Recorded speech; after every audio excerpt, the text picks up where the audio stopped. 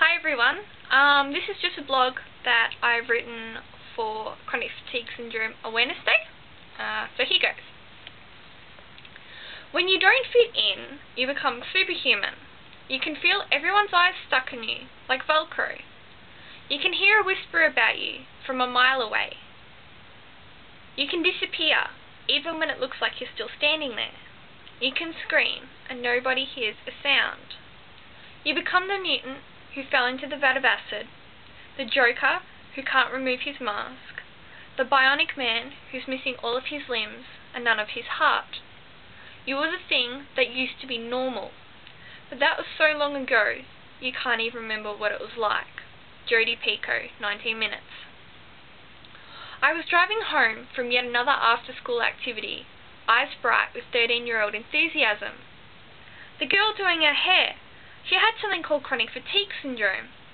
I reckon it'd be horrible to have that, I told my mum. She murmured her agreement, and our conversation turned to sleepovers, my straight A's, brothers and boys alike. The girl wiped from our minds. 5 years later, and I still won't permit the word horrible to leave my lips. For you see, I used to be like you. I was what they call normal, maybe even better than. Distinction after distinction, award after award lined the shelves, until Daddy admitted defeat and finally began to file them away, not an inch left of wood space to cover. Each week was sure to present conflict. What sleepover to attend? What movie to see? I was beautiful, bright, and had complete and utter naive faith in life. And then, a mere season of 14, I woke up and I couldn't walk. Once upon a time, I used to be like you. Once upon a time, I was normal. And then, overnight, I became the sick girl. The girl at the top of my nan's church prayer list. The girl people spoke about in hushed tones to my mum while she pushed the trolley through the supermarket. Get well soon cards and donation tins used to be for people like them. And then, overnight, they were for people like us. It is one thing to have a disease, one which threatens to take your life, to destroy it, to take away the giggling and pierce it with screams. It is another to have a disease which people do not or will not understand.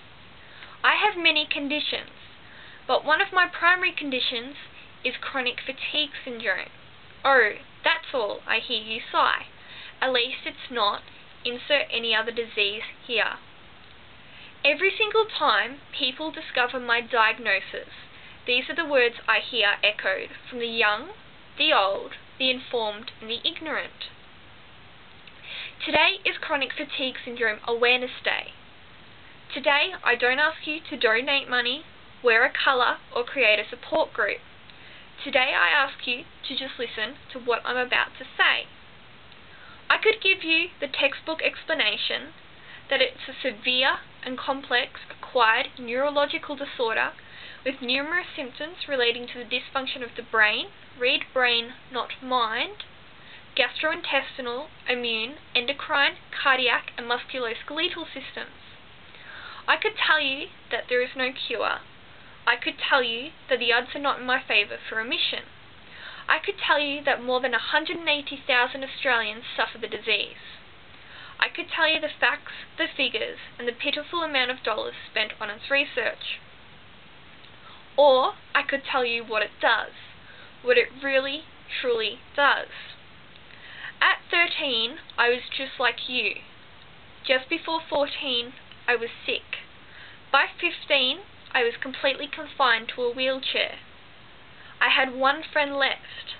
I was no longer invited to sleepovers, shopping trips, the movies.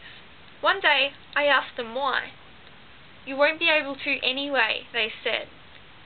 I've taken more than 15,000 tablets, at one point more than 20 per day. I have had MRIs, bone scans, DEXAs, ECGs, ultrasounds, and CTs. I have lost count of how many blood tests I've endured. By the time I was 15, I could not walk, dress myself, shower myself, or even feed myself. My body was slowly shutting down. I was so exhausted I would collapse after brushing my teeth. I was severely emaciated. A BMI under 18 is considered underweight.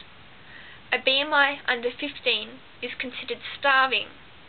My BMI was 12.9. I spent months in the Royal Children's Hospital learning how to walk again. While my peers danced at parties, I was learning how to put one foot in front of the other. While they were spooning with boys and girls, I was merely being spoon-fed. My specialist told me he rated muscle wastage out of 10. A person with severe cerebral palsy was a 10. He rated me a 9.8.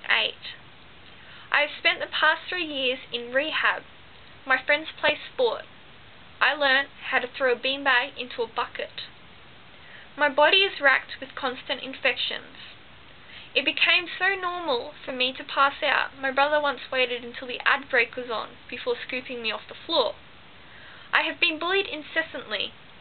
I honestly believe much of it is because people simply do not understand this condition.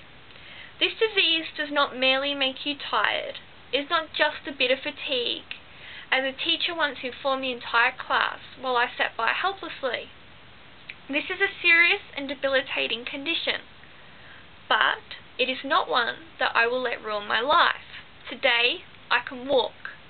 I go to school part-time. I plan to study my double degree in nursing and paramedicine. I want to travel and drink a nice coffee in every country of the world. Today, I don't ask you to wear the awareness colour blue, nor do I ask you to donate funds for research. I ask merely that you listen to what I have said today, pass it on, and next time you meet someone with chronic fatigue syndrome, rather than judging them, instead try and understand, and maybe even become a friend. Keep fighting, everyone. Thanks.